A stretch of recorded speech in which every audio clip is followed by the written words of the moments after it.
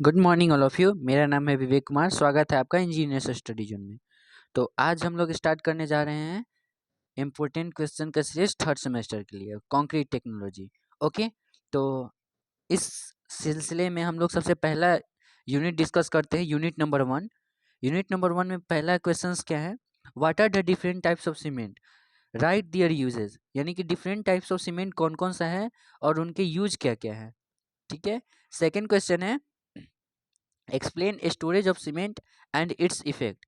यानी storage of cement को लिखना है और क्या इसका स्टोरेज करने से क्या क्या इफेक्ट पड़ता है सीमेंट पे, उसके बारे में लिखना है।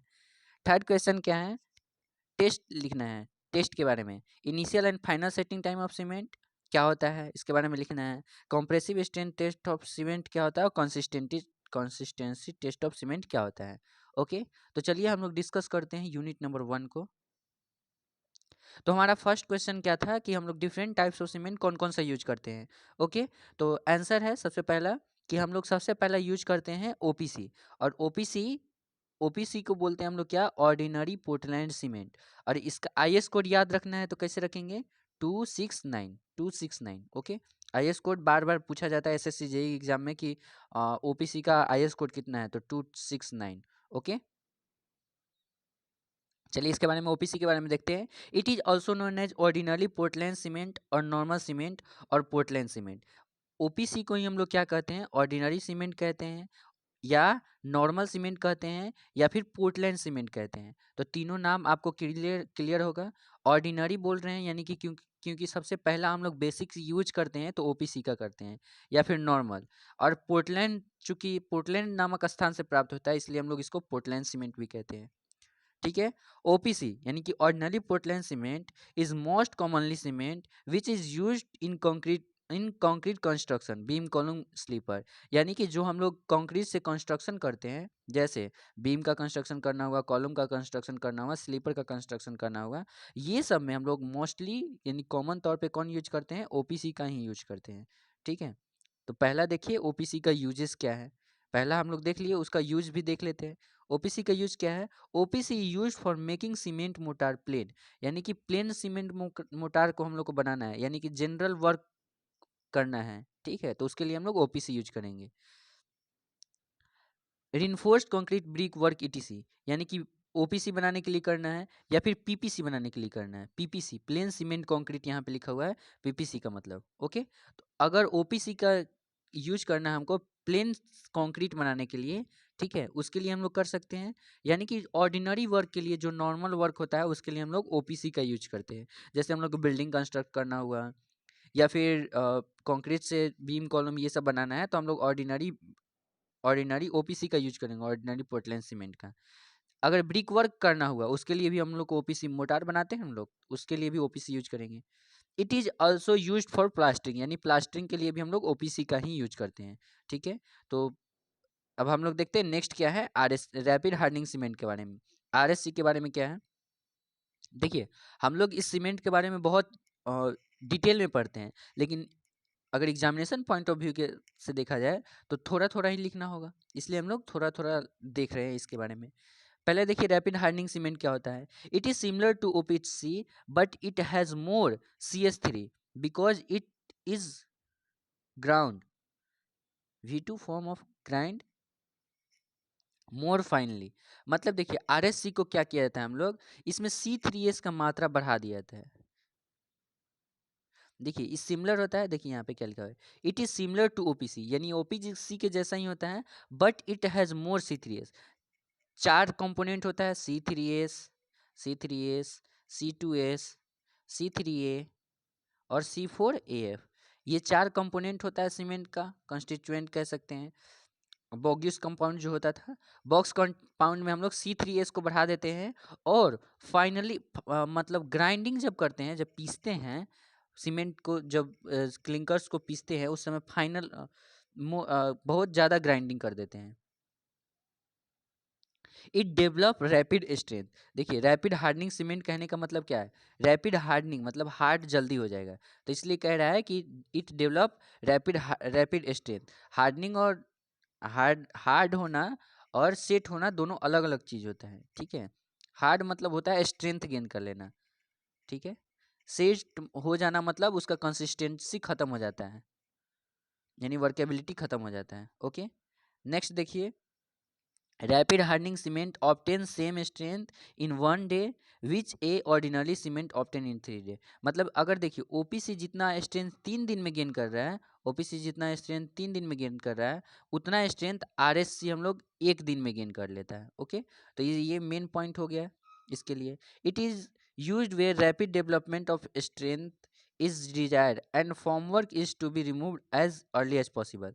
यानी कि जहाँ इस सीमेंट का यूज वहीं हम लोग करेंगे जहाँ पे हम लोग को जल्दी जल्दी कंस्ट्रक्शन करना हो। जैसे देखिए रोड कंस्ट्रक्ट करते हैं, किसी भी कहीं भी रोड कंस्ट्रक्ट करते हैं, तो हम लोग क्या चाहते हैं कि जल्दी से जल्दी हम लोग का ट्रैफिक स्टार्ट हो जाए, तो इसलिए हम लोग वहाँ पे क्या यूज करेंगे, रैपिड हार्डनिंग सीमेंट यूज करेंगे। फिर देखिए अगर मान लीजिए कि हम लोग को फॉर्मवर्क हटाना है, जल्दी से हटाना है। फॉर्मवर्क क्या होता है, जो शटरिंग हम लोग करते हैं घर डालने से पहले, छत डालने से पहले, या फिर बीम कॉलम कंस्ट्रक्ट करने से पहले, अगर हम लोग को शटरिंग को जल्दी से हटाना है, उसके लिए हम लोग क्या करेंगे, रैपिड हार्डनिंग सीमेंट का यूज करेंगे। Okay, it is use for a road repair work, यानी रोड के रिपेयर के लिए हम लोग क्या करते हैं, रैपिड हार्डनिंग सीमेंट का यूज करते हैं। अगर रैपिड हार्डनिंग सीमेंट का यूज नहीं करेंगे, दूसरा सीमेंट का यूज करेंगे, तो बहुत दिन तक हम लोग का ट्रैफिक कंजस्टेड रहेगा, यानी ट्रैफिक रुका हुआ रहेगा, इसलिए हम लोग आरएससी का यूज कर लेते हैं। It is use for road repair work in cold weather concreting where rapid rate of development of strength is required, rapid hardening cement is use. जहाँ पे देखिए कोल्ड वेदर कंक्रीटिंग करना है, जहाँ पे मतलब ठंडा जगह है, वहाँ पे हम लोग को कोल्ड वेदर कंक्रीटिंग करना है, वहाँ पे हम लोग को क्या होता है, यानी कि rate of development of strength बहुत कम हो जाता है। जैसे जहाँ पे अगर देखिए किसी भी सीमेंट को सेट करने के लिए हीट चाहिए ना, अगर हीट कम मिलता है, अगर टेम्परेचर कम हो जाता है, तो वहाँ पे हम लोग कोल्ड वेदर कंक्रीटिंग करते हैं, तो वहाँ पे क्या होता है, जल्दी से सेट नहीं करेगा कंक्रीट हमारा। तो इसकी सेट करने के लिए, जल्दी से हार्ड होने के लिए, हम लोग क्या करते हैं, आरएससी का यूज कर लेते हैं। Due to more C3S it produce much greater heat of hydration. यानी कि C3S ज़्यादा होने के कारण से, हीट ऑफ हाइड्रेशन इसका ज़्यादा होता है, greater heat of hydration. Heat of hydration क्या होता है, अ, जो टोटल उष्मा निकलता है ड्यूरिंग दी हाइड्रेशन प्रोसेस, जितना टोटल हीट निकलेगा, इजेक्ट करेगा, उसको हम लोग कहते हैं heat of hydration. Okay, therefore rapid hardening cement should not be used in mass concreting. इसीलिए अगर देखिए C3S का मात्रा ज़्यादा होने के कारण से, जल्दी से स्ट्रेंथ डेवलप हो जाता है और हीट ज़्यादा निकलता है। ठीक है, इसीलिए हम लोग डैम कंस्ट्रक्शन के लिए या फिर मास कंक्रीटिंग के लिए यूज नहीं करते हैं रैपिड हार्डनिंग सीमेंट का। अगर मान लीजिए कि अगर मास कंक्रीटिंग के लिए यूज कर लिए, डैम बनाने के लिए, मास कंक्रीटिंग मतलब जहाँ बहुत ज़्यादा मात्रा में हम लोग कंक्रीट का यूज करते हैं, उसको मास कंक्रीटिंग कहते हैं, जैसे डैम हो गया। अगर मान लीजिए कि डैम में अगर हम लोग आरएससी का यूज कर लिए, तो उसका टेम्परेचर इतना ज़्यादा हो जाएगा, अंदर का टेम्परेचर, अगर हम लोग नॉर्मल एलएचसी यूज करते हैं, लो हीट सीमेंट यूज करते हैं, तो उसमें भी 40 डिग्री सेल्सियस अंदर और बाहर के टेम्परेचर का डिफरेंस देखने को मिलता है। यानी डैम के अंदर जो बॉडी के अंदर का टेम्परेचर होगा और जो डैम के बॉडी के बाहर का टेम्परेचर होगा, लगभग 40 डिग्री का अंतर देखने को मिलता है। अगर आरएससी यूज करने लगे तो अब तो बहुत ज़्यादा देखने को मिल जाएगा टेम्परेचर टेम्परेचर डिफरेंस। और इतना ज़्यादा टेम्परेचर देखने को डिफरेंस मिलेगा, उसके कारण से क्या होगा, क्रैक्स डेवलप होने लगेगा। इसलिए हम लोग क्या करते हैं, वहाँ पे जो मास कंक्रीटिंग करना होता है वहाँ पे आरएससी का यूज नहीं करते हैं। ठीक है, नेक्स्ट देखिए लो हीट सीमेंट के बारे में देखते हैं। It is a Portland cement with relatively lower cement of C3S C cement of C3S and, इसको काट लीजिए, and more content of C2S। यानी कि इसमें इसका आरएससी का उल्टा हो गया। जैसे आरएससी में हम लोग क्या करते थे, C3S को इंक्रीज कर देते थे, इसमें क्या करेंगे, C2S को इंक्रीज कर देंगे और C3S को डिक्रीज कर देंगे। It contains less lime where other material remains the same or as for OPC. मतलब इसमें हम लोग लाइम का क्वांटिटी कम कर देते हैं। जैसे ओपीसी था उसमें लाइम को थोड़ा सा कम कर देंगे, बाकी मटेरियल को सेम प्रोपोर्शन में रखेंगे, तो उसको कहते हैं हम लोग क्या, LSC. It produce low heat, नाम से ही पता चल रहा है लो हीट सीमेंट है, तो ये क्या करेगा, लो हीट प्रोड्यूस करेगा। And desirable in mass concreting. अभी हम लोग देखे थे मास कंक्रीटिंग में, जैसे डैम हो गया, डैम को कंस्ट्रक्ट करने के लिए हम लोग क्या करते हैं, एलएससी का प्रयोग करते हैं, लो हीट सीमेंट। ठीक है, The excessive heat can result in serious crack in mass construction, hence low heat cement is used. अगर excessive heat निकलेगा तो क्या होगा, हम लोग का डैम में क्रैक्स आ सकता है, इसीलिए हम लोग क्या करते हैं, एलएससी का यूज करते हैं। ठीक है, नेक्स्ट हम लोग चलते हैं पोर्टलैंड पोजोलोनिक सीमेंट यानी पीपीसी, ओपीसी का ही, अब ओपीसी के जगह पर हम लोग क्या करते हैं, पीपीसी का यूज करते हैं जनरली, यानी ओपीसी अब जनरली हम लोग को यूज करने के लिए कम मिलता है पीपीसी के मुकाबले। It is a natural material that comes from volcanic S. देखिए पोजोलोना क्या होता है, पोजोलोना, पोजोलोना ये क्या होता है, जैसे फैक्ट्री वगैरह होता है तो फैक्ट्री वगैरह में जो जिसका बाई प्रोडक्ट होता है, जैसे हम लोग फ्लाई एश ब्रिक बनाते हैं, जैसे फ्लाई एश ब्रिक का नाम सुने होंगे, तो ये सब क्या है, प्रोजोलोनिक मटेरियल और फ्लाई एश, ये सर तरह का मटेरियल, ये सब मटेरियल मिला के हम लोग सीमेंट में ओपीसी में अगर मिला देते हैं तो उससे क्या हो जाएगा, हीट ऑफ हाइड्रेशन कम, मतलब जो स्ट्रेंथ है, स्ट्रेंथ पे कोई प्रभाव नहीं पड़ेगा, स्ट्रेंथ पर कोई प्रभाव नहीं पड़ेगा, लेकिन उसका जो कॉस्ट है वो डिक्रीज हो जाता है। ये सब बहुत सारा कारण है जिसके लिए हम लोग पीपीसी का यूज करते हैं। देखिए इसके बाद देख लेते हैं हम लोग। It is a natural material that comes from volcanic ash. Pozzolana क्या है, पोजुलोना इसके आगे लिख लीजिएगा, पोजुलोना एक क्या है, नेचुरल मटेरियल है, कहाँ से आता है, जो वोल्केनिक एश से, जब वोल्केनो आता है उसके जो उसका जो राख बच जाता है वहाँ से हम लोग लेते हैं। इट यानी कि पोजुलोना कंटेन सिलिका, यानी पोजुलोना में सिलिका बहुत मात्रा में होता है, जिसे हम लोग को लाइम और सिलिका, सीमेंट के मैन्युफैक्चरिंग के लिए क्या चाहिए, सबसे ज़्यादा लाइम और सिलिका चाहिए होता है। तो जो पोजुलोनिक मटेरियल है उसमें सिलिका बहुत ज़्यादा मात्रा में होता है, लगभग 80%, समझ गए, इसीलिए हम लोग यूज करते हैं पोजुलोना को, मिलाते हैं सीमेंट में। The most common use pozzolana today are industrial by, यानी कि जो इंडस्ट्री है उसमें मोस्ट कॉमन प्रोडक्ट कौन सा यूज करते हैं, पोजुलोना कौन सा यूज करते हैं, फ्लाई एश, अभी जिसका नाम लिए थे, जो फैक्ट्री वगैरह में ऐश बच जाता है उसको फ्लाई एश कहते हैं। सिलिका फ्यूम होता है, ये सब क्या है, एक मोस्ट कॉमनली पोजुलोनिक मटेरियल है। ठीक है, नेक्स्ट देखिए, in the in the manufacturing of PPC generally 30% pozzolanic material is added to the clinker and mix them properly and then ground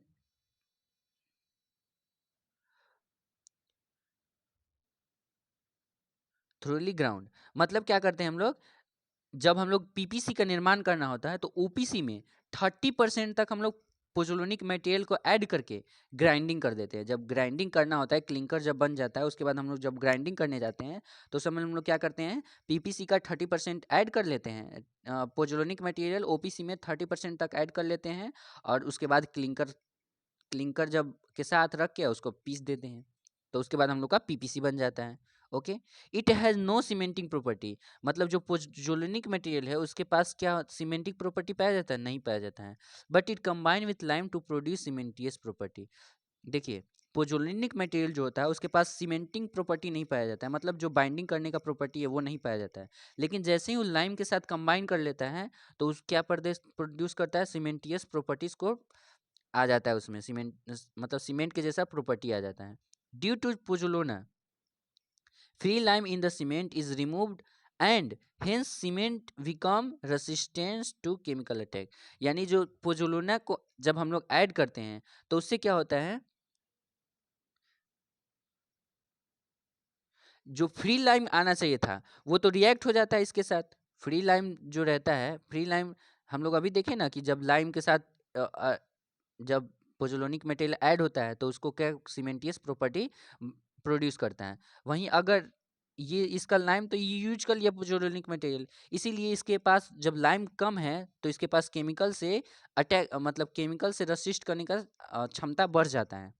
ठीक है, यही बोल रहा है कि क्या, due to pozzolanic free limes in the cement is remove, pozzolanic के कारण से जो फ्री लाइम होता है सीमेंट में वो रिमूव हो जाता है, hence cements become resistant to chemical attack, इसलिए जो सीमेंट है वो केमिकल अटैक से फ्री हो जाता है।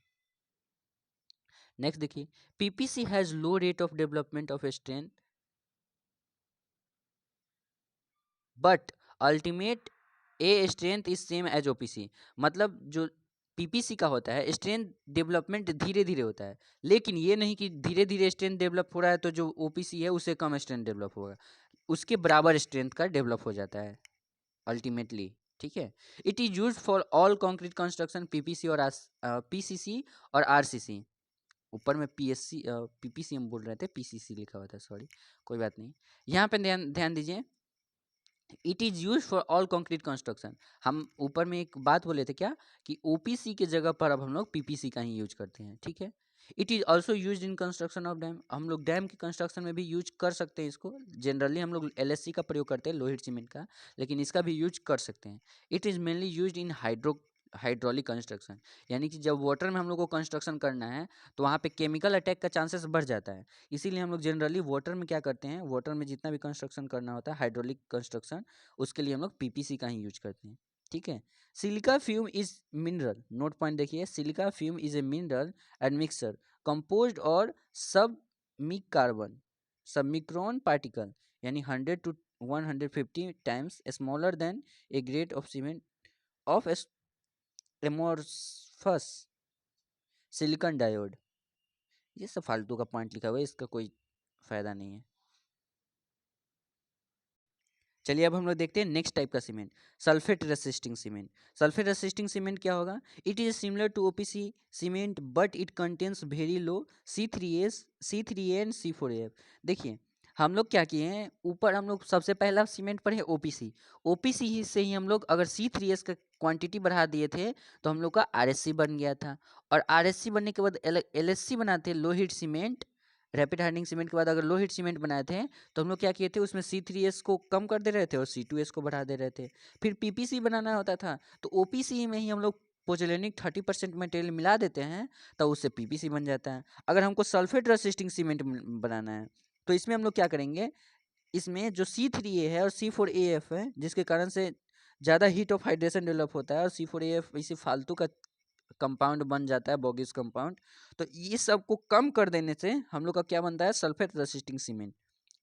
Due to less C3A and C4AF, it becomes sulfate resisting because C3A easily reacts with soluble like MgSO4, CaSO4 and Na2SO4। यानी कि मैग्नीशियम सल्फेट, कैल्शियम सल्फेट और सोडियम सल्फेट से इजिली रिएक्ट कर लेता है C3A। समझे, जो मैग्नीशियम सल्फेट है, मैग्नीशियम सल्फेट, कैल्शियम सल्फेट और सोडियम सल्फेट, ये सब हार्डनेस पाया जाता है वाटर में। तो इस सब में ये सब का जो जब पड़ता है सीमेंट के ऊपर तो क्या करेगा, इजिली रिएक्ट कर लेगा। वो सॉल्यूबल होता है C3 इसमें, इसलिए इजिली रिएक्ट कर लेता है। तो हम लोग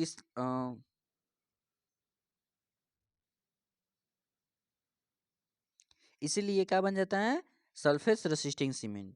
okay, it is a strongly recommended for a structure in sea water coastal area. जब हम लोग सी वाटर के पास कंस्ट्रक्ट करते हैं या फिर कोस्टल एरिया में, सी वाटर में या फिर कोस्टल एरिया यानी समुद्र के किनारे, तब हम लोग जनरली कौन सा सीमेंट प्रीफर करते हैं, एलएससी। क्यों, क्योंकि जो समुद्र का पानी है उसमें हम लोग का जो हार्डनेस है, जैसे मैग्नीशियम का सल्फेट, कैल्शियम का सल्फेट, सोडियम का सल्फेट, ये सब का चांसेस बहुत ज़्यादा रहता है, क्योंकि हम लोग वाटर वहीं यूज करेंगे क्यूरिंग के लिए। ओके, नेक्स्ट देखिए ब्लास्ट फर्नेस स्लैग सीमेंट। इसके बारे में देखिए, इसी को हम लोग बोलते हैं क्या, जीजीबीएस, इनपुटलेस slag cement. Blast furnace slag cement is a waste product which is obtain during the manufacturing of iron. जब ब्लास्ट फर्नेस क्या होता है, देखिए जब हम लोग आयरन का मैन्युफैक्चरिंग कर रहे होते हैं तो वहाँ पे जो वेस्ट पदार्थ निकलता है, जो खराब मटेरियल हो जाता है, तो उससे क्या बनता है हम लोग का,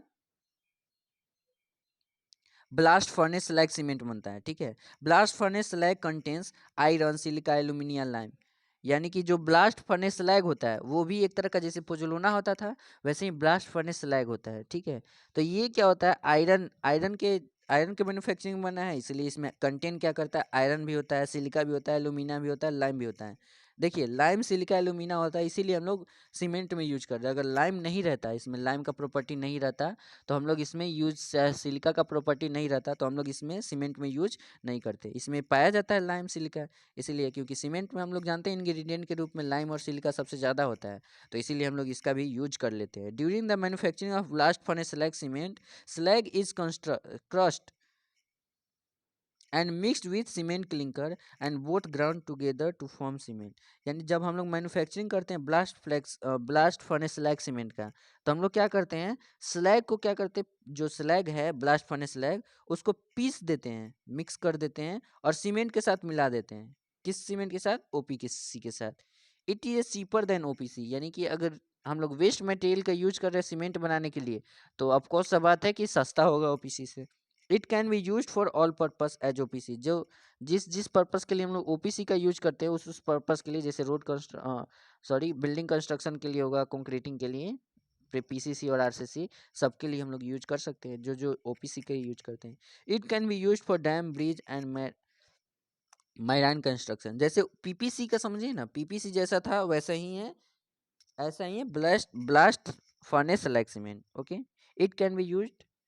जीजीबीएस का मतलब क्या होता है, ground ground granulated blast furnace like cement, ground granulated blast furnace like cement. Okay, last देखिए व्हाइट सीमेंट के बारे में। व्हाइट सीमेंट को ही हम लोग कहते हैं कलर सीमेंट, समझे।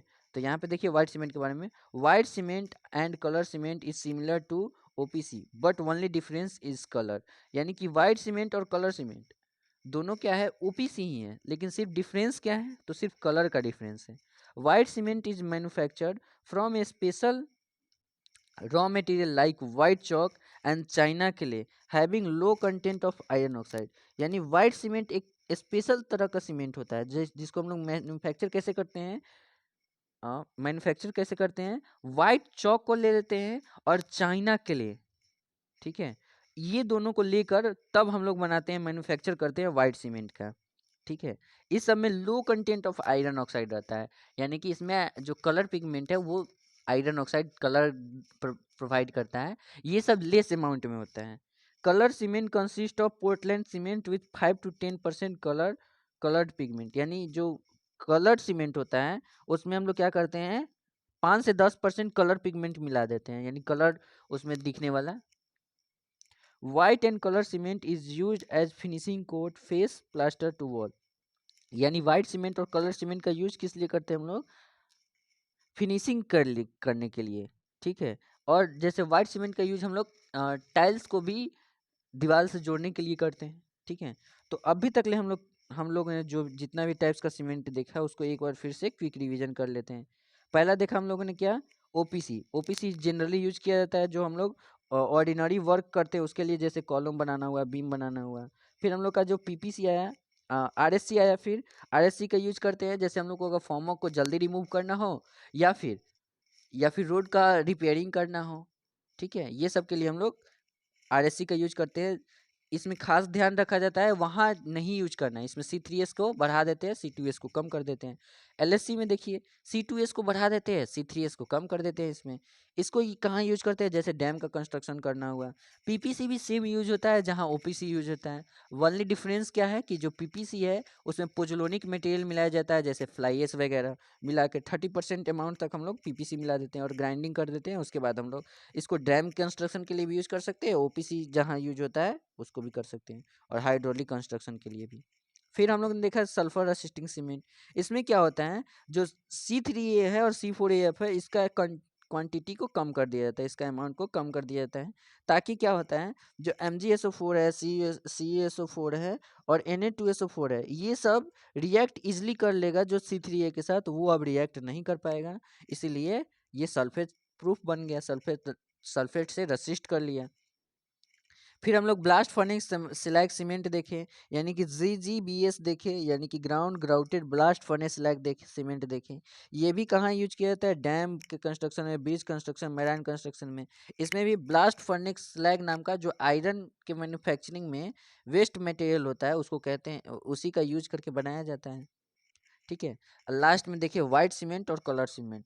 जो व्हाइट सीमेंट होता है वो स्पेशल टाइप का सीमेंट होता है, जिसको जो किससे बनाया जाता है, रॉ मटेरियल उसका क्या क्या होता है, वाइट चॉक होता है और चाइना के लिए होता है, जिसमें आयरन ऑक्साइड जो है बहुत कम क्वांटिटी में पाया जाता है। और इसे 5 से 10% तक हम लोग कलर पिगमेंट मिलाकर कलर सीमेंट बनाना है तो बना देंगे। इसका यूज हम लोग फिनिशिंग कोट के लिए करते हैं, लास्ट में जो हम लोग को फिनिशिंग करना है उसके लिए करते हैं। उसका प्लास्टरिंग के लिए करते हैं, वॉल कंस्ट्रक्शन करने के लिए करते हैं। ओके, नेक्स्ट हम लोग मूव करते हैं यूनिट क्वेश्चन नंबर 2 की तरफ। क्वेश्चन नंबर 2 क्या था, सीमेंट का स्टोरेज कैसे करते हैं हम लोग, और जब हम लोग स्टोरेज करते हैं तो कौन कौन सा बात को हम लोग को ध्यान में रखना चाहिए और उसका क्या इफेक्ट पड़ता है सीमेंट पे, इसको देखना है। देखिए, तो storage of cement storage and precaution to be taken while storing the cement, यानी हम लोग जो स्टोर करते हैं सीमेंट को उस समय कौन कौन सा प्रिकॉशन हम लोग ध्यान में रखेंगे उसके बारे में। Ordinary Portland cement is very fine grounded grinding chemically, it is hydroscopic in nature, hence it is absorb moisture from air। Hydroscopic in nature कहने का मतलब क्या होता है, हाइड्रोस्कोपिक इन नेचर मतलब क्या होता है, वाटर को क्या कर जाता है, अगर मॉइस्चर प्रेजेंट है एटमॉस्फेयर में तो उसको एब्जॉर्ब कर लेगा। तो इसीलिए हम लोग क्या कहते हैं, जो ऐसा केमिकल पाया जाता है सीमेंट में जो क्या करता है, मॉइस्चर को एटमॉस्फेयर से एब्जॉर्ब कर लेता है, एयर से एब्जॉर्ब कर लेता है। Cement should be protected from dampness and high humidity. जो हम लोग सीमेंट बना रहे हैं उसको क्या करेंगे, प्रोटेक्ट करके रखना होगा हम लोग को डैम्पनेस से और ह्यूमिडिटी से। अगर मान लीजिए कि डैम्पनेस और ह्यूमिडिटी आ गया सीमेंट में, एटमॉस्फेयर से हम लोग जान रहे हैं क्या कि हाइड्रोस्कोपिक इन नेचर होता है सीमेंट, यानी कि वाटर को एब्जॉर्ब कर लेता है एटमॉस्फेयर से। जैसे ही एब्जॉर्ब करेगा तो क्या होता है, जैसे ही वाटर सीमेंट में आ जाएगा तो वो केमिकल रिएक्शन स्टार्ट हो जाता है, यानी वो सेट होने लगेगा। और सेट जब हो जाएगा तो समझ जाइए कि हाई उसका जो स्ट्रेंथ जितना आना चाहिए था तब हम लोग यूज नहीं कर पाएंगे, वो उतना नहीं आएगा। तो ठीक है,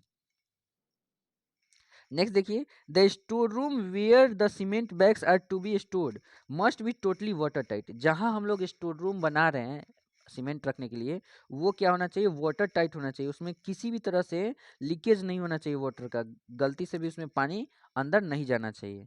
ठीक है, wall is wall of store room at least 9 inch thick brick wall and plaster on both side. यानी कि अगर जिस रूम में हम लोग को स्टोर करना है सीमेंट को, वो रूम कितना होना चाहिए, उसका जो वॉल होना चाहिए 9 इंच का होना चाहिए कम से कम, यानी 10 इंची वाला जो दीवार है फुल ब्रिक वर्क वो होना चाहिए, और दोनों साइड से प्लास्टरिंग भी होना चाहिए।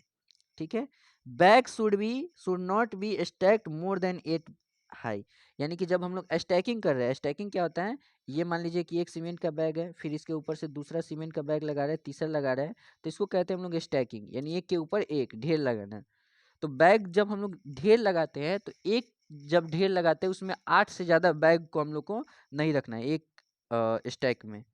All bag must be store at least 300 mm away from the wall. यानी वॉल से हम लोग 300 mm का दूरी बनाकर तब जाके स्टोरिंग हम लोग स्टार्ट करते हैं। मान लीजिए कि हम लोग का वॉल यहाँ से है, अगर हम लोग को स्टोर करना है तो हम लोग यहाँ से स्टोर करेंगे, यहाँ से, यानी कि इसके बीच में 300 mm का गैप होना चाहिए। Bags of cement should be stored over wood plank and plank height should be 150 mm to 200 mm high। cement bag must be covered with plastic sheet. मतलब क्या करना है, जब हम लोग स्टैकिंग करेंगे स्टोर करेंगे तब नीचे में हम लोग क्या करेंगे, वुड का प्लैंक लगा देंगे। इसमें वुड प्लैंक लगा दिए, इसके ऊपर से स्टोर कर लिए, इसके ऊपर से स्टोर कर लिए, इसके ऊपर स्टोर कर लिए। फिर हम लोग क्या करेंगे, आठ आठ बैग स्टैक करने के बाद फिर वुड का प्लैंक लगाएंगे, उसके ऊपर स्टोर करेंगे। ठीक है, और प्लैंक का हाइट कितना होना चाहिए, लगभग 150 से 200 मिलीमीटर हाई होना चाहिए, ताकि वाटर पेनिट्रेट करके ऊपर तक ना जाए। ठीक ना,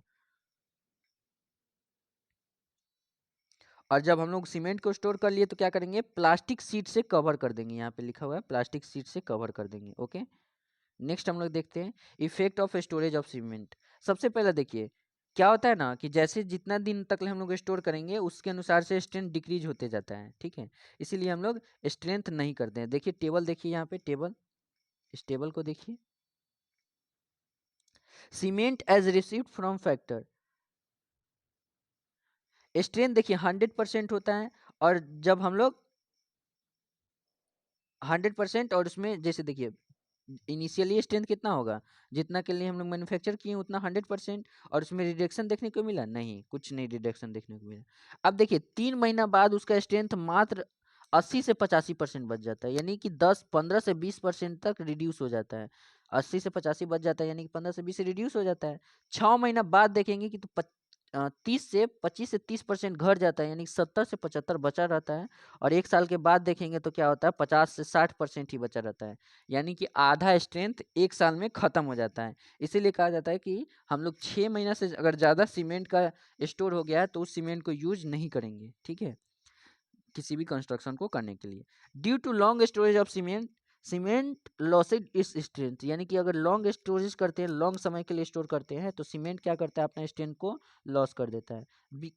cement because lumpy and due to its loss of capacity for hydration because unusable, यानी क्या होता है, जब हम लोग इस इतना दिन के लिए स्टोर कर लेंगे तब ये अनयूजेबल हो जाएगा। It is advisable to use cement store within 3 months at the maximum, यानी कि मैक्सिमम 3 महीना से ज़्यादा स्टोर करना है, इससे ज़्यादा नहीं करना है, ठीक है। अब हम लोग लास्ट क्वेश्चन देखते हैं, 3 नंबर जो टेस्ट था, initial setting time and final setting time का पहला क्वेश्चन। ओके, देखिए पहला, इनिशियल सेटिंग टाइम करने के लिए हम लोग क्या लेंगे। सबसे पहले इससे क्वेश्चन क्या पूछा जाता है, इनिशियल सेटिंग टाइम टेस्ट करने के लिए कौन सा ऑपरेटर्स का प्रयोग करते हैं, तो आंसर याद रखना है विकार्ट। कौन सा, विकार्ट ऑपरेटर। फाइनल सेटिंग टाइम के लिए भी विकार्ट ऑपरेटर्स, ठीक है। तो सबसे पहले देखिए क्या लिखा हुआ है, इनिशियल सेटिंग टाइम टेस्ट का कैसे करते हैं हम लोग। 400 ग्राम और 300 gram of cement is taken and make a paste with 0.85% of water by weight of cement, ठीक है। सॉरी, यहाँ फिर से देखिएगा, इनिशियल सेटिंग टाइम में पहला क्वेश्चन क्या पूछा जाता है कि इनिशियल सेटिंग टाइम टेस्ट करने के लिए कौन सा ऑपरेटर्स का प्रयोग करते हैं, तो आंसर क्या होगा, विकार्ट ऑपरेटर्स। कौन सा operators, Vicat operators. Final setting time के लिए भी विकार्ट ऑपरेटर्स, ठीक है। ओके, नेक्स्ट क्वेश्चन, इसमें देखिए इनिशियल सेटिंग टाइम में, इनिशियल सेटिंग टाइम में हम लोग वेट ऑफ सीमेंट कितना लेते हैं, लगभग 300 ग्राम और 400 gram cement is taken and make it paste, मतलब 300 से 400 ग्राम सीमेंट ले लेंगे और उसका पेस्ट बनाएंगे। लेकिन वाटर कितना डालेंगे, वाटर का भी क्वांटिटी फिक्स होना चाहिए ना, तो हम लोग क्या करते हैं 0.85 टाइम्स ऑफ पी, यानी कि पी क्या है यहाँ पे, नॉर्मल कंसिस्टेंसी है, यानी कि जितना हम लोग कंसिस्टेंसी लाए रहते हैं चेक कर टेस्ट करके, उसका हम लोग क्या करते हैं 85% पानी इसमें मिक्स कर लेते हैं, ठीक है। तो सबसे ये भी क्वेश्चन पूछा जाता है ऑब्जेक्टिव में कि कितना कंसिस्टेंसी का वाटर यूज करते हैं। सबसे पहले हम लोग क्या लिए, 300 से 400 ग्राम सीमेंट, उसमें वाटर डाले 0.85 टाइम्स ऑफ नॉर्मल कंसिस्टेंसी, और क्या किया, सीमेंट पेस्ट बना दिए।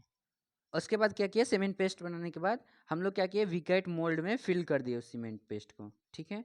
अब क्या करेंगे, एक स्क्वायर नीडल लेंगे, स्क्वायर शेप नीडल लेंगे, इस शेप नीडल का शेप भी पूछा जाता है, उसका डायमेंशन भी पूछा जाता है, 1 mm इंटू 1 mm। अब क्या करेंगे, इसको अटैच कर देंगे moving rod and needle is release and allowed to penetrate the cement paste at the time of adding water, a stopwatch is also used. मतलब क्या करेंगे, जब हम लोग वाटर ऐड कर रहे हैं सीमेंट में, उस समय से ही हम लोग स्टॉपवॉच को यूज करेंगे और 3 से 5 मिनट के बीच में हम लोग उसको पूरा मिक्स वेक्स करके उसमें फिल कर देंगे।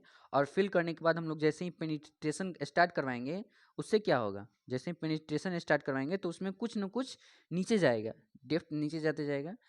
जब तक डेप्थ, देखिए यहाँ पे स्क्वायर नीडल दिया हुआ है, यहाँ पे ऐसे ऐसे नीडल का साइज है नीचे में, ठीक है। 3 तरह का नीडल होता है, यहाँ पे देखिए प्लंजर, कंसिस्टेंसी टेंस के लिए प्लंजर यूज करते हैं। 3 तरह का टेस्ट होता है, विकाट ऑपरेटर से हम लोग 3 तरह का टेस्ट करते हैं। पहला प्लंजर यूज करते हैं, दूसरा नीडल यूज करते हैं इनिशियल सेटिंग टाइम के लिए, और नीडल विथ कॉलर यूज करते हैं फाइनल सेटिंग टाइम के लिए, ठीक है। और हम लोग अभी ये वाला पढ़ रहे हैं 1 mm इंटू 1 mm। अगर हम लोग कंसिस्टेंसी टेस्ट देखते तो 1 सेंटीमीटर डायमीटर का गोला साइड रहता है नीचे साइड में। अगर ये कॉलर यूज कर रहे हैं हम लोग तो ये फाइनल सेटिंग टाइम के लिए हो गया, ठीक है। तो ये हम लोग देख लिए हम लोग क्या, कि सबसे पहले हम लोग सीमेंट पेस्ट बनाए, फिर हम लोग क्या किए, उसको 0.85 टाइम्स ऑफ उसमें वाटर ऐड किए हैं, फिर विकट मोल्ड में फिल किए, और फिल करने के बाद 1 mm इंटू 1 mm का स्क्वायर नीडल जो होता है, उसको हम लोग ग्रेजुअली उसमें पेनिट्रेशन के लिए रिलीज कर देंगे। जो मशीन देखिएगा विकेट ऑपरेटर्स अपने कॉलेज में, तो वहाँ पे प्रोसीजर दिखाया जाएगा आपको कैसे कैसे रिलीज करते हैं। जैसे ही रिलीज करेंगे तो उसमें क्या होगा, पेनिट्रेट होगा, और कितना पेनिट्रेट हो जाएगा तब हम लोग कहेंगे कि इसका इनिशियल सेटिंग टाइम स्टार्ट हो गया है। तो जब नीचे से 5 to 7 mm, नीचे से 5 to 7 mm, या फिर ऊपर से, देखिए ये जो मोल्ड है, मोल्ड का टोटल डायमेंशन कितना, हाइट कितना है, 40 मिलीमीटर है ना। तो 40 मिलीमीटर में अगर नीचे से अगर देखते हैं, नीचे से कितना होना चाहिए, 5 to 7 मिलीमीटर। देखिए यहाँ पे क्या लिखा हुआ है, paste about 5 to 7 millimetre from the bottom और 33 to 35 फ्रॉम द टॉप, यानी 40 होना चाहिए ना। तो 35 5 37 और 7 40 हो जाता है, तो 5 से 7 मीटर ऊपर तक वो नीचे से, या ऊपर से अगर देखिए तो 33 से 35 मिलीमीटर तक ऊपर से अगर जब तक पेनिट्रेट हो गया तब तक का टाइम नोट कर लेंगे। कब से, जब से हम लोग फ्री किए हैं नीडल को पेनिट्रेट करने के लिए, तब से लेकर लास्ट के जो लास्ट में जितना 33 से 35 सेंटीमीटर ऊपर से जब तक पेनिट्रेट ना कर जाए तब तक के लिए हम लोग टाइम को नोट कर लेंगे। जितना टाइम आएगा वही हम लोग का इनिशियल सेटिंग टाइम होगा। एक बार फिर से देख लेते हैं क्या कहना चाह रहे हैं। सबसे पहले हम लोग क्या लिए, एक सीमेंट पेस्ट बनाए 300 to 400 ग्राम का। उसके बाद हम लोग क्या किए हैं, उसको विकेट मोल्ड में फिल किए हैं। फिर हम लोग विकेट मोल्ड में जो प्लंजर होता है 1 mm स्क्वायर नीडल होता है, उसको हम लोग लिए 1 mm इंटू 1 mm का, और उसको हम लोग पेनिट्रेट करवाएं किस में, विकेट मोल्ड में। फ्री सस्पेंडेड रहता है, उसको हम लोग छोड़ देंगे तो वो उसमें पेनिट्रेट करेगा। जैसे ही पेनिट्रेट करेगा तो क्या होगा, ऊपर से अगर 33 से 35 मिलीमीटर तक पेनिट्रेट कर गया, या फिर नीचे से 5 से 7 मिलीमीटर तक पेनिट्रेट कर गया, इतना दूर का टाइम हम लोग नोट डाउन कर लेंगे।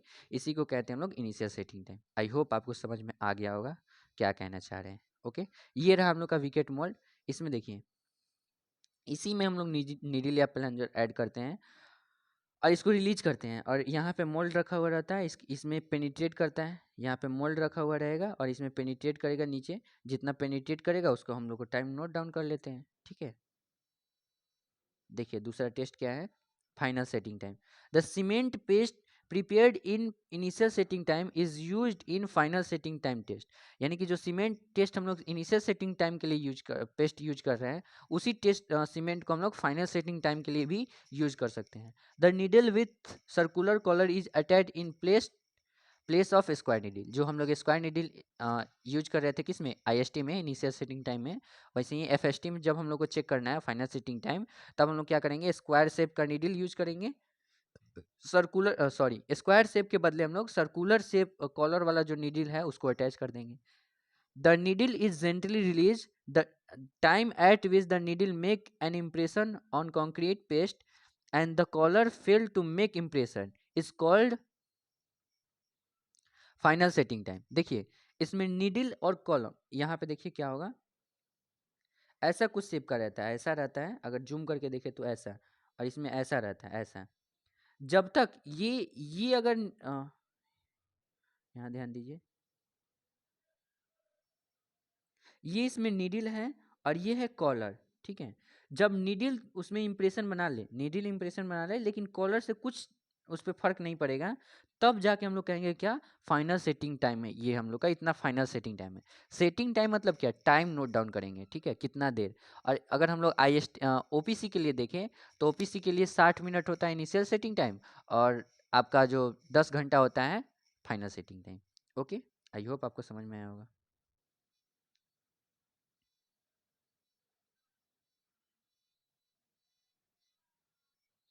चलो स्ट्रेंथ टेस्ट के बारे में देखते हैं। ठीक है,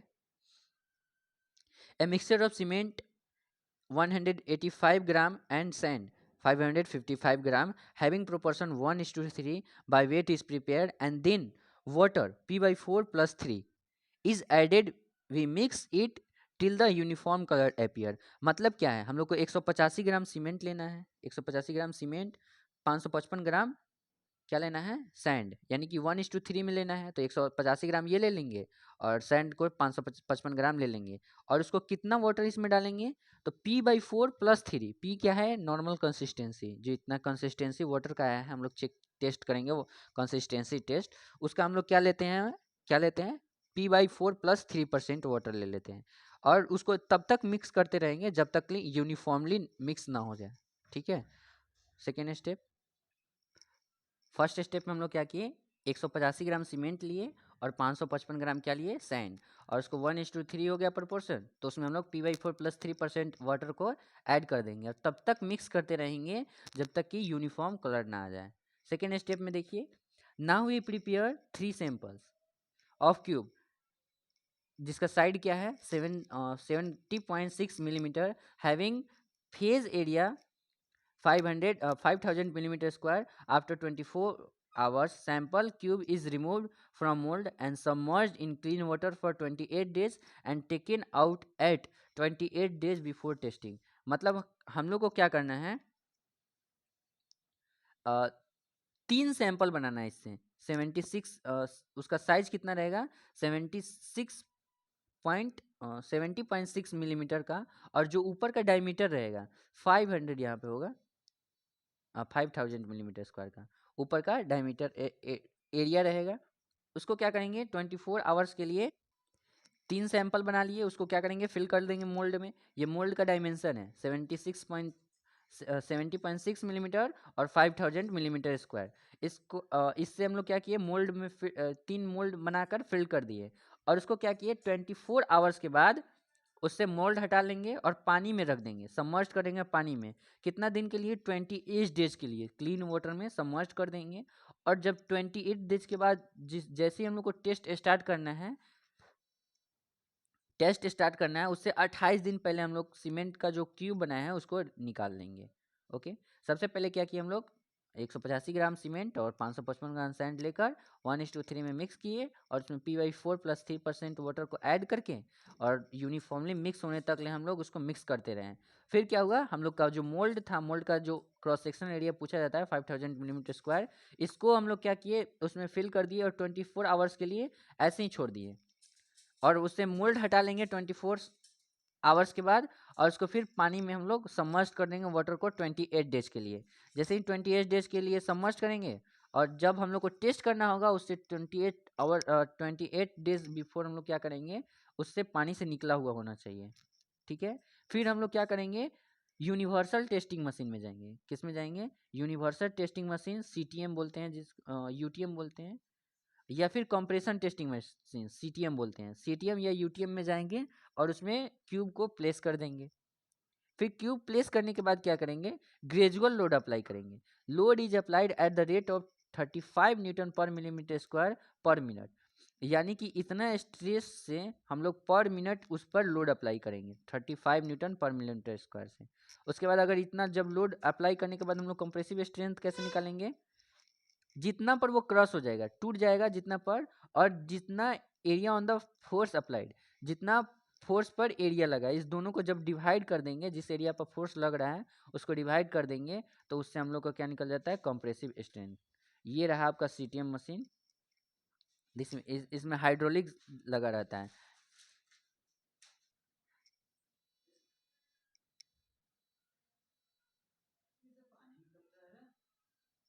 देखिए, हम लोग क्या किए हैं, जो सीमेंट है और उसका कंपोनेंट है, कौन कौन सा कंस्टिट्यूएंट है, ये सब का वीडियो ऑलरेडी अपलोडेड है, हम लिंक डिस्क्रिप्शन में प्रोवाइड कर देंगे, उससे आप लोग देख लीजिएगा। ओके, अब हम लोग पढ़ते हैं साउंडनेस टेस्ट के बारे में।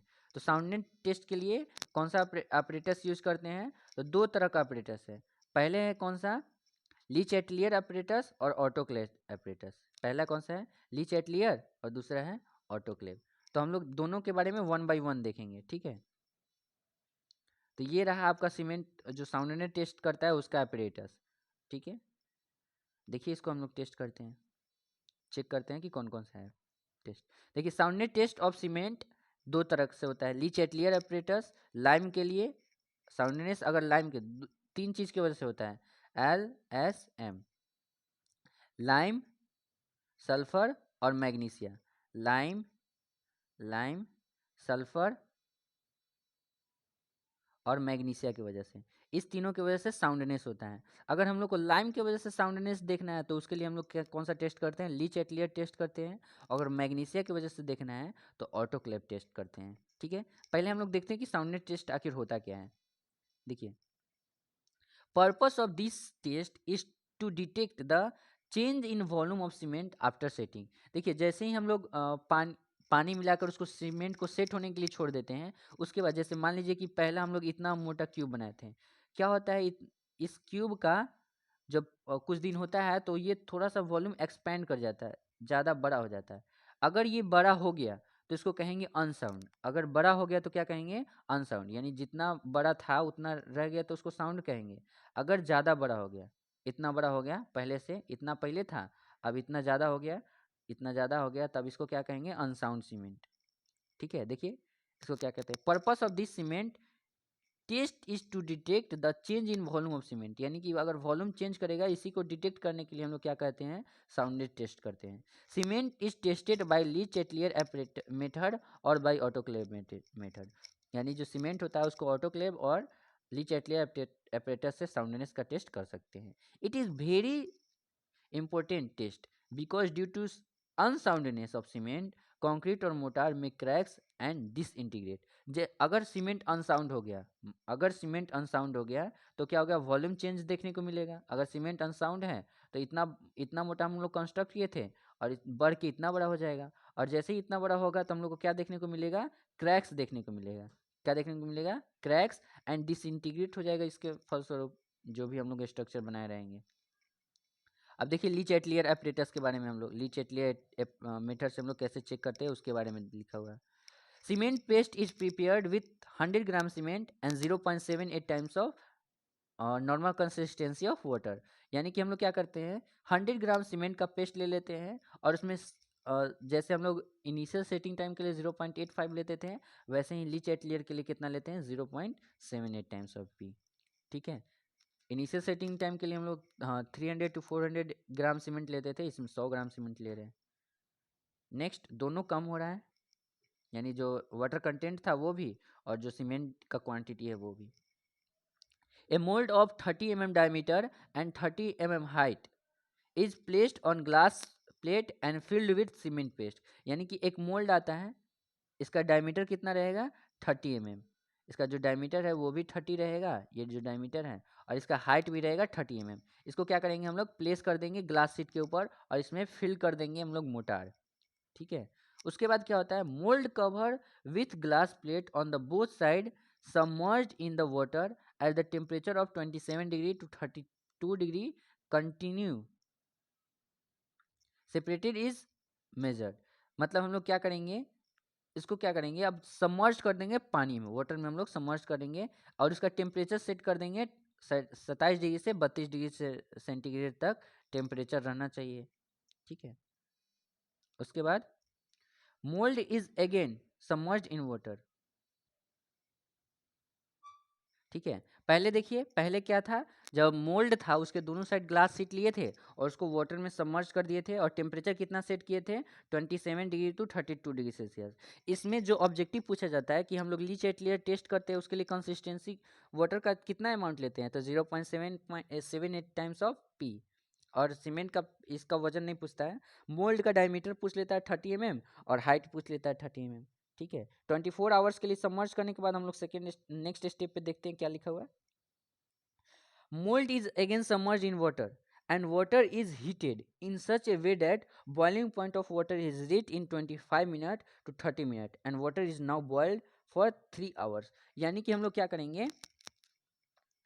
अब पहले तो 24 आवर्स तक के लिए हम लोग हीट कर लिए थे, अब फिर मोल्ड को क्या करेंगे? अगेन सबमर्ज करेंगे वाटर में। लेकिन इस बार क्या करेंगे? उस समय 27 degree to 32 degree celsius temperature था, अब हम लोग बॉइलिंग पॉइंट तक टेम्परेचर को कर देंगे। कितना देर में? 25 से 30 डिग्री 25 से 30 मिनट के अंदर में उसका टेम्परेचर कितना कर देंगे? बॉइलिंग पॉइंट तक, और 3 घंटा तक के लिए उसको हीट करेंगे, यानी कि बॉइलिंग पॉइंट से ही टेम्परेचर को। After 3 hours mold is removed and cooled down.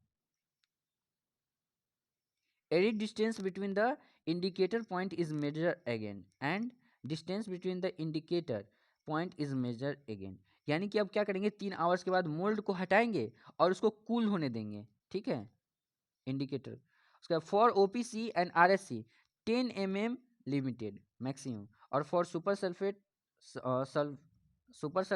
Sulphate resisting cement 5 millimetre. यानी कि उसके बाद हम लोग डायमीटर को मेज़र करेंगे, अगर उसमें वेरिएशन हुआ कितना से ज़्यादा 10 mm से ज़्यादा वेरिएशन देखने को मिलता है तो उसको हम लोग ओपीसी है तो रिजेक्ट कर देंगे। अगर सल्फेट रेसिस्टिंग सीमेंट है या फिर सुपर सल्फेट सीमेंट है तो 5 mm से ज़्यादा वेरिएशन देखने के लिए नहीं मिलेगा। ओके, देखिए मेन हम लोग के आप लोग के कॉलेज में मेन ऑटोक्लेव टेस्ट होगा, और ऑटोक्लेव टेस्ट हम लोग करते किस लिए हैं, तो देखिए यहाँ पे किस लिए लिखा हुआ है, मैग्नीशिया के लिए, ठीक है। और ये है हम लोग का autoclave apparatus.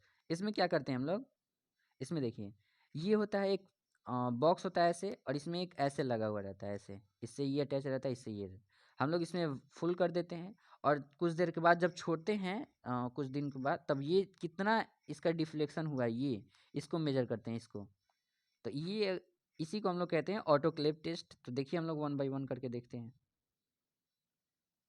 Autoclave test. This test is considered for both lime and magnesia. Lime और मैग्नीशिया के लिए टेस्ट दोनों के लिए ये एप्लीकेबल है। A mould of 25 millimetre 25 millimetre into 282 millimetre is prepared. यानी कि हम लोग इसमें क्या करते हैं, 25 गुने 25 गुने 282 मिलीमीटर का मोल्ड प्रिपेयर करते हैं, यानी कि मोल्ड में फिल करेंगे।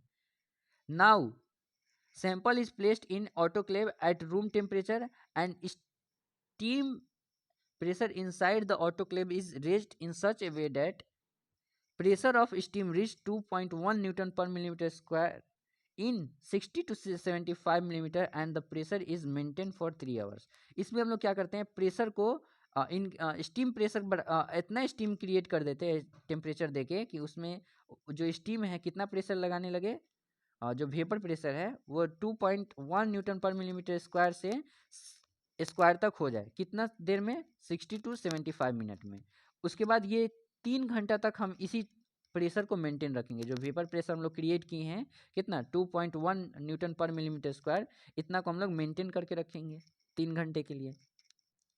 Autoclave is cooled and length of specimen is measured again. यानी ऑटोक्लेव को अब ठंडा कर देंगे और लेंथ ऑफ स्पेसिमेन जो पहले था अब अभी है उस सबको मेजर कर लेंगे। अगर एक्सपेंशन 0.8 मीटर 0.8% से बढ़ गया तब क्या होगा, हम लोग उसको अनसाउंड कह देंगे, अगर उससे कम है तो हम लोग साउंड कह देंगे। आई होप आपको आज का टेस्ट आज का यूनिट नंबर 1 समझ में आया होगा। Thank you. अब हम लोग मिलते हैं यूनिट नंबर 2 में, तब तक के लिए बाय।